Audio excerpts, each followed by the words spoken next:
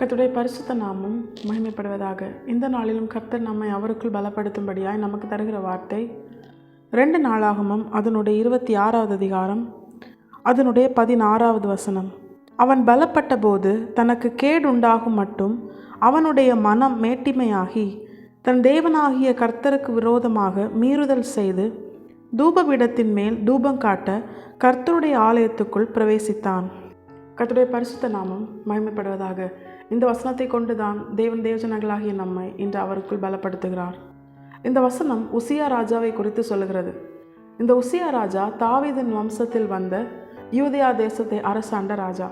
ஆரம்பத்தில் ரொம்ப தேவனுக்கு பிரியமான சுபாவங்கள், தேவனுக்கு பிரியமான கிரியைகளை வெளிப்படுத்தின இந்த ராஜா, இந்த வசனம் நமக்கு காண்பித்து தருகிறது, தனக்கு கேடுண்டாகும்படி தேவனால் தனக்கு நியமிக்கப்படாத தேவனுடைய ஆசாரியர்கள் மட்டுமே செய்ய வேண்டிய கர்த்தருடைய ஊழியத்தை அவன் மன மேட்டிமையினால் துணிகரமாய் செயல்படுத்தும்படியாய் அவன் தேவனுடைய ஆலயத்துக்குள் பிரவேசித்தான் அப்படின்னு நம்ம பார்க்குறோம்.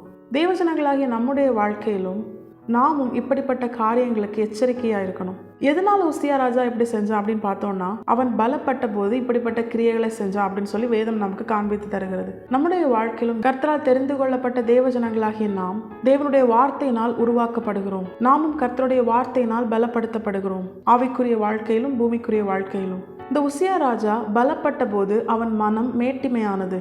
எதனால்? அவன் பூமிக்குரிய அவனுடைய ராஜ்யபாரத்தில் அவன் பலப்பட்டான்.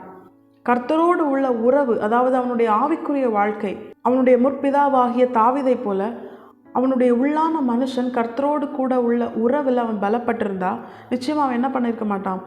அவனுடைய மனம் மேட்டிமையாகி இப்படிப்பட்ட கேடான கிரியைகளை செய்து அதன் நிமித்தம் தேவ சந்நிதியில் அவன் துணிகரமாய் தூப கலசத்தை எடுத்து நிற்கும் பொழுது, கர்த்தருடைய தூப பீடத்திற்கு முன்பதாக அவன் நிற்கும் பொழுது அவனுடைய நெற்றியில் குஷ்டரோகம் வந்து அதன் பிற்பாடு அவன் என்ன பண்ணிட்டான், குஷ்டரோகத்திலே மரித்து போனான் அப்படின்னு வேதம் நமக்கு காண்பித்து தருகிறது. இப்போ இப்படிப்பட்ட கிரியைகள், இப்படிப்பட்ட சம்பவங்கள் தேவன் எதற்காக நமக்கு எழுதி கொடுத்திருக்கிறார்? நம்முடைய வாழ்க்கையிலும் தேவஜனங்களாகிய நாம் இப்படிப்பட்ட கிரியைகளை செய்யக்கூடாதுன்னு என்ன பண்ணணும்? எச்சரிக்கையா இருக்கணும். கர்த்தர் எச்சரித்து உணர்த்துகிறார். நாமும் நம்முடைய வாழ்க்கையில இந்த உசியா ராஜாவை போல உலக பிரகாரமான காரியத்தில் மட்டுமே பலப்படுத்தப்பட, அதாவது ஆசீர்வாதங்கள், ஐஸ்வர்யங்கள் இப்படின்னு உலக காரியங்கள்ல மட்டுமே கர்த்தரால் பலப்படுத்தப்பட, கர்த்தரால் பெருக பண்ணப்பட, அப்படிப்பட்ட ஒரு நிலையிலே நம்ம காணப்பட்டோம்னா, ஆண்டவர்கிட்ட உலக காரியங்களுக்காக மட்டுமே வந்தோம்னா, இம்மைக்குரிய காரியத்தில் பலப்பட மட்டுமே நாம் தேவனிடத்தில் வந்தோம்னா, நம்முடைய தேவன் நல்ல தேவன், அவர் நம்மை ஆசீர்வதிப்பார். உண்மையுள்ள மனுஷன் பரிபூர்ண ஆசீர்வாதத்தை பெறுவான். தேவனை அறிந்த ஜனங்களோ அறியாத ஜனங்களோ உண்மையா இருந்தால் தேவன் அவர்களை ஆசீர்வதிப்பார். அப்படி ஆசீர்வதிக்கும் பொழுது, அந்த ஆசீர்வாதம் பெருகும் பொழுது,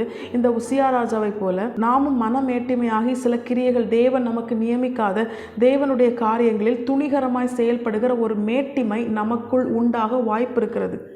அதுதான் ஆண்டவர் இந்த இடத்துல நமக்கு உணர்த்துகிறார். தேவஜனங்களாகிய நாம் எதிலே பலப்பட வாஞ்சியா இருக்கணும்?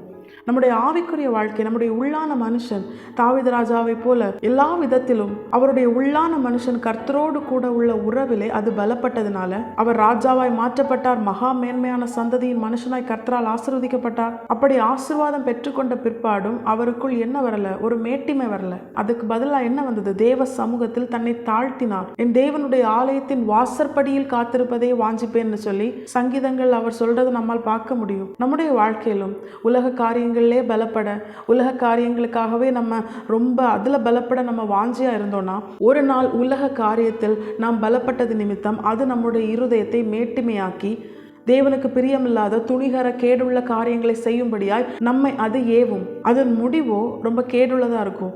ஆண்டவர் இந்த நாளில் எச்சரித்து உணர்த்துகிறார். உலக காரியங்களில், ஆவிக்குரிய வாழ்க்கையில் கர்த்தருக்குள் பலப்பட, கர்த்தரோடு உள்ள உறவில் பலப்பட, தாவீது ராஜாவை போல இன்னும் கர்த்தருடைய இருதயத்திற்கு ஏற்றவர்களாய் வாழ நாம் நம்மை அர்ப்பணிக்கும் பொழுது எல்லா சூழ்நிலையிலும், எல்லா நிலைகளிலும் கர்த்தருக்கு ஏற்ற தாழ்மை நாம் நம்முடைய வாழ்க்கையில் வெளிப்படுத்தும்படியாய் கர்த்தர் நமக்கு கிருபை செய்வார். இதுதான் கர்த்தர் நம்முடைய வாழ்க்கையில் இந்த நாளில் எச்சரித்து உணர்த்துகிறார்.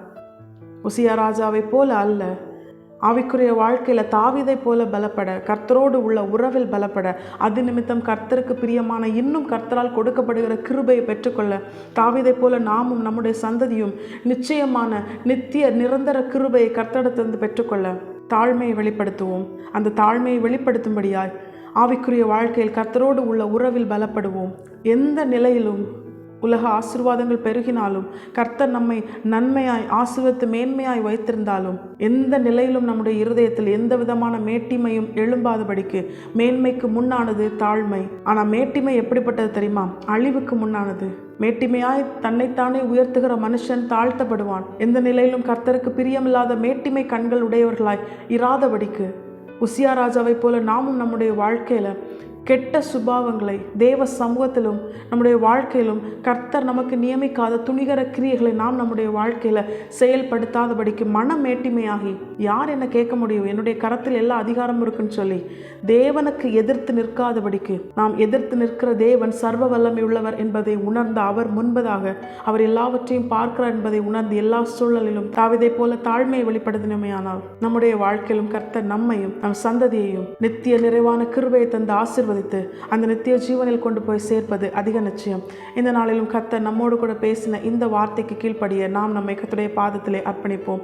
கர்த்தர் தாமே இந்த வசனத்தின்படியே இதை கேட்ட நம் அனைவரையும் ஆசீர்வதித்து வழிநடத்துவாராக. கர்த்தருடைய பரிசுத்த நாமம் மட்டுமே மகிமைப்படுவதாக.